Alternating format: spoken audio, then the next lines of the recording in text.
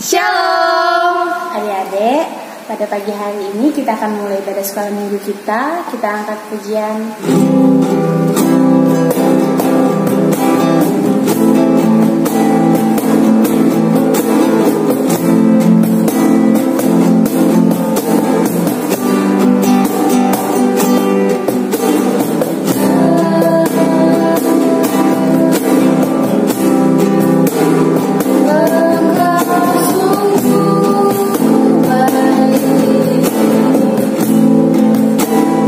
Kasih-Mu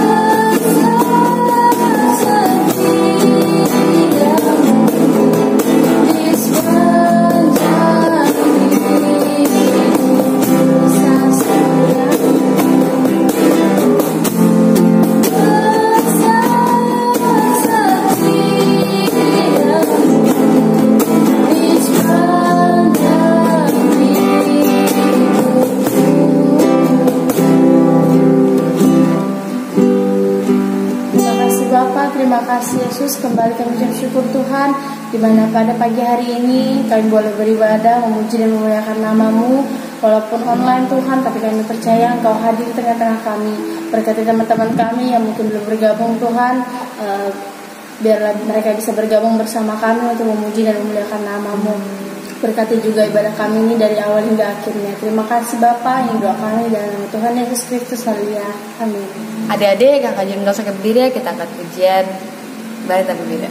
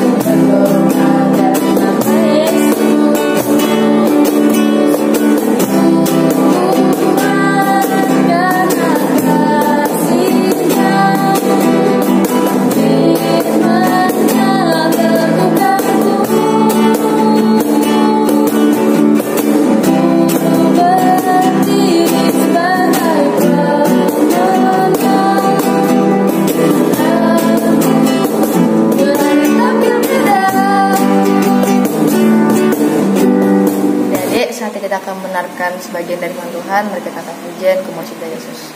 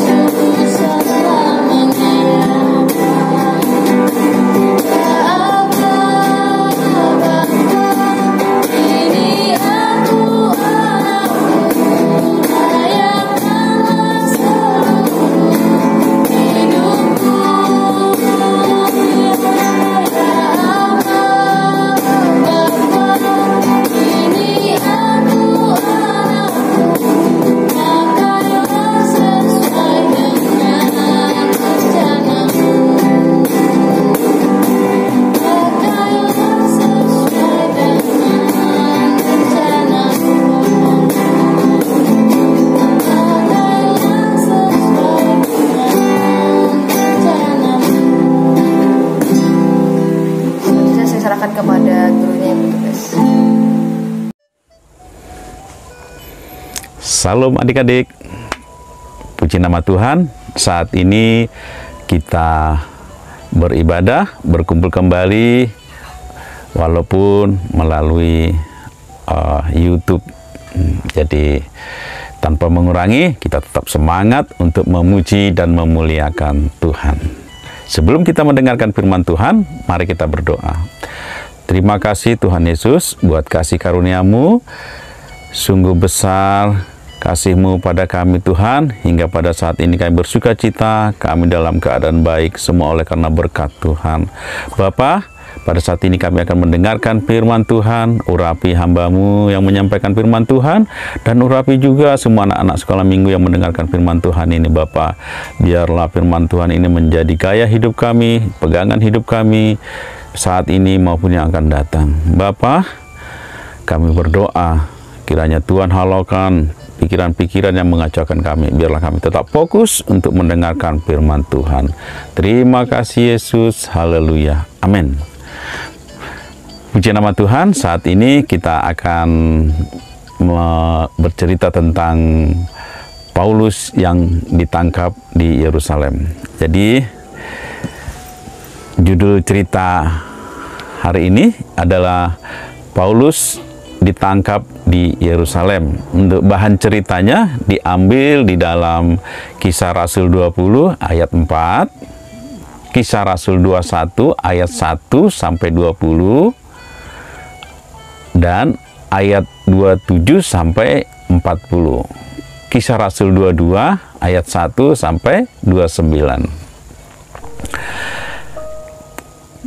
Kita tahu bahwa Paulus ini adalah pelayan Tuhan yang sangat gencar-gencar memberitakan Injil. Nah, dia itu yang dahulunya adalah seorang Farisi yang sangat kuat dalam pengajaran orang-orang Yahudi, sehingga anak-anak Tuhan dimanapun berada, mereka kejar. Tetapi saat ini Paulus telah diubahkan. Kita baca dulu di dalam firman Tuhan di dalam Kisah Rasul 20, Kisah Rasul 21 ayat 27. Kisah Rasul 21 ayat 7. Kisah Rasul 21 ayat 27.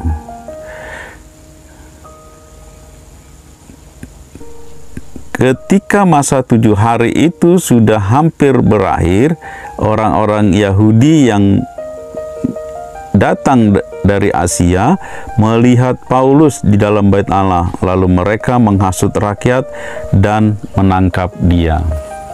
Jadi orang-orang Yahudi yang datang dari Asia mau menangkap Paulus. Kita tahu bahwa Paulus ini lahirnya di Tarsus yang sekarang di daerah Turki. Nah, dia lahir di Tarsus tetapi dibesarkan di Yerusalem. Nah, Paulus ini adalah orang Yahudi keturunan Benyamin. Nah, jadi Paulus ini orang yang sangat setia dalam pelayanan Tuhan. Dia begitu bersemangat dalam mengabarkan Injil kemana-mana, ke daerah satu, ke tempat yang lain, dia melayani Tuhan. Suatu ketika dia di suatu tempat, dia kepengen mau pulang kampung. Nah, ketika itu bertepatan pada hari Pantekosta. Apa itu hari Pantekosta? Jadi hari Pantekosta di bangsa Israel itu adalah suatu hari raya besar. Hari raya besar sebagai hari raya ucapan syukur karena mereka telah panen besar, mendapat hasil dari hasil tanaman mereka. Nah, kalau yang sekarang kita tahu juga bahwa Pantekosta itu pada saat itulah sebelum mereka menyebar kemana-mana, murid-murid ini berkumpul di satu tempat dan mereka dicurahkan oleh kuasa Roh Kudus, yaitu juga hari Pantekosta. Jadi puji nama Tuhan, ketika Paulus mau pulang ke Yerusalem, dia mempersiapkan selama setahun, yaitu apa yang dipersiapkan? Persembahan. Jadi dia mengumpulkan dari jemaat-jemaat di mana dia melayani, dan itu berupa uang atau sesuatu yang berharga. Jadi Paulus kumpulkan itu yang nantinya akan dipersembahkan kepada orang-orang kudus di Israel atau di Yerusalem. Nah, Paulus tidak sendiri, dia membawa teman untuk pulang ke Yerusalem. Nah, di antara temannya itu adalah, mari kita baca di dalam Kisah Rasul 20 ayat 4.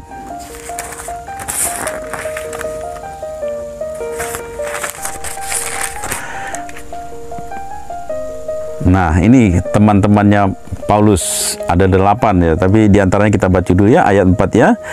Ia disertai oleh Sopater, anak Pirus dari Berea, dan Aristarkus dan Sekundus, keduanya dari Tesalonika, dan Gaius dari Derbe, dan Timoteus, dan 2 orang dari Asia, yaitu Tychicus dan Trophimus. Nah, itulah orang-orang yang menemani Paulus mau berangkat ke Yerusalem.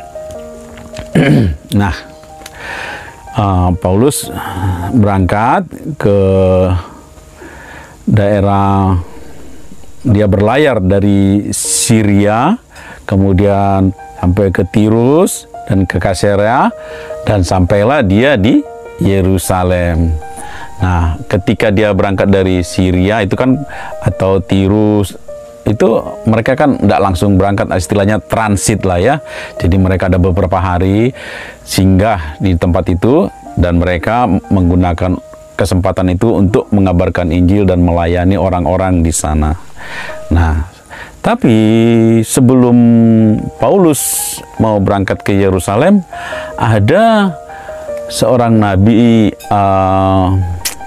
bisa juga nabi atau rasul yang bernubuat, yaitu Agabus, menyatakan bahwa supaya Paulus tidak usah pergi ke Yerusalem untuk membatalkan niatnya. Kenapa dibatalkan? Karena Agabus mendapat penglihatan, Roh Kudus berbicara kepadanya, karena nanti bahwa Paulus ini akan ditangkap dan dimasukkan di penjara. Nah, setelah Agabus menyampaikan itu kepada Paulus, Paulus sebenarnya bukan malah harus membatalkan rencananya itu, tetapi dia tetap melanjutkan perjalanannya itu, walaupun dia sedih terhadap teman-temannya, karena teman-temannya mendesak dia supaya perjalanan ke Yerusalem dibatalkan. Tetapi Paulus sangat kuat dan sangat yakin bahwa setiap perjalanannya selalu disertai oleh Yesus dan dilindungi oleh Tuhan yang Maha Kuasa. Dan setelah mereka sampai di Yerusalem, mereka menyampaikan firman Tuhan, berita kesukaan kepada orang-orang Yahudi. Tetapi ketika Paulus ada di rumah ibadah tadi, orang-orang Yahudi yang datang dari Asia berteriak-teriak. Apa teriakannya? Itu Paulus yang telah menghasut bangsa Israel, yang telah menghasut kita supaya memberontak kepada bangsa ini. Dia mengajarkan pengajaran yang tidak benar. Tangkap dia, bunuh dia. Nah, kemudian orang-orang berteriak, ayo tangkap dia, bunuh dia. Nah, semua orang semakin ramai, orang semakin berkerumun. Nah, ketika dilihat semakin ramai, semakin banyak, tentara Romawi datang untuk menenangkan dan menenangkan yang situasi saat itu sungguh ribut sekali. Dan Paulus istilahnya kayak dilindungi dan ditangkap. Dilindungi artinya supaya tidak dipukuli oleh amukan massa. Jadi dikawal untuk dibawa ke dalam persidangan. Nah, ketika Paulus dibawa, ketika ditangkap itu dia berkata kepada tentara itu, izinkan saya untuk berbicara sebentar saja kepada orang-orang ini. Berikan saya waktu sedikit saja. Dia bermohon kepada tentara itu. Kemudian tentara itu mengizinkan dia untuk berbicara. Kemudian Paulus berkata, saudara-saudaraku, saudara yang terkasih di dalam Tuhan, saya sangat mengasihi saudara-saudara. Memang betul dan benar bahwa waktu dulu saya adalah orang-orang yang sangat setia kepada pengajaran Farisi, dan saya adalah orang golongan Farisi, dan saya adalah salah satu orang yang mengejar-ngejar pengikut Yesus, dan saya adalah salah satu orang yang membunuh orang-orang yang percaya kepada Tuhan. Tetapi ketika saya ke Damsyik, perjalanan saya ke Damsyik, Tuhan menangkap saya. Tuhan menampakkan wajahnya kepada saya. Kemudian saya tidak bisa melihat. Saya buta. Tetapi Tuhan berkata supaya saya tetap melanjutkan perjalanan, karena ada di Damsyik hamba Tuhan yang akan mendoakan kamu. Dan beberapa hari kemudian saya pergi ke Damsyik, dan seorang rasul itu ialah Ananias. Ananias berdoa untuk saya sehingga saya bisa melihat kembali, dan Tuhan memerintahkan supaya saya mengabarkan Injil kemanapun saya berada. Dan Paulus menjelaskan, tetapi orang-orang Yahudi tidak mau mendengarkan. Mereka semua berteriak, tangkap dia, bunuh dia, karena dia telah mengacaukan bangsa Israel ini. Mereka mengajarkan hal yang tidak benar, katanya. Wah, saking ributnya, kemudian tentara Romawi membawa Paulus ke dalam penjara. Nah, biasanya kalau orang-orang yang membuat keributan pasti dipukuli sama pengawal-pengawal ini. Tetapi Paulus tidak dipukul karena dia adalah bangsa Romawi. Nah, Paulus tetap berdoa kepada Tuhan. Dia tetap bersemangat untuk menyampaikan firman Tuhan. Nah, adik-adik, kita tahu Paulus sudah mempersembahkan hidupnya untuk kemuliaan bagi Tuhan. Jadi kita juga harus mempersembahkan persembahan yang paling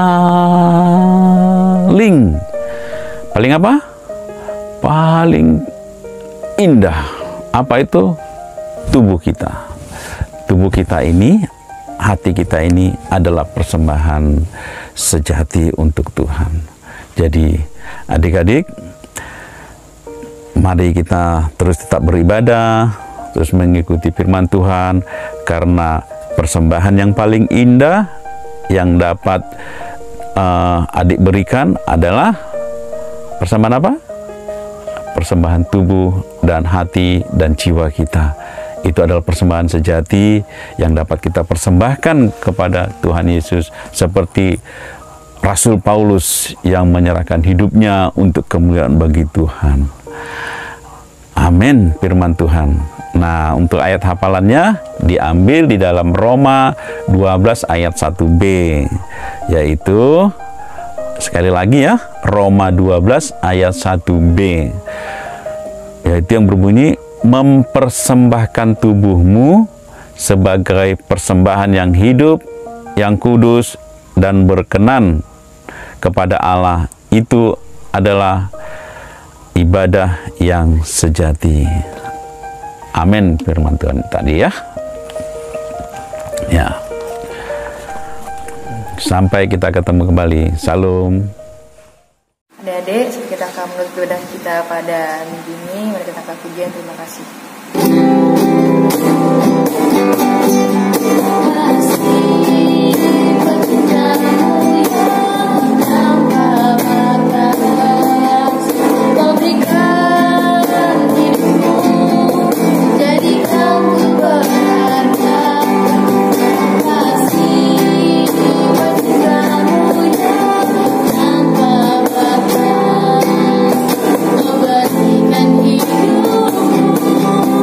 Jadikan aku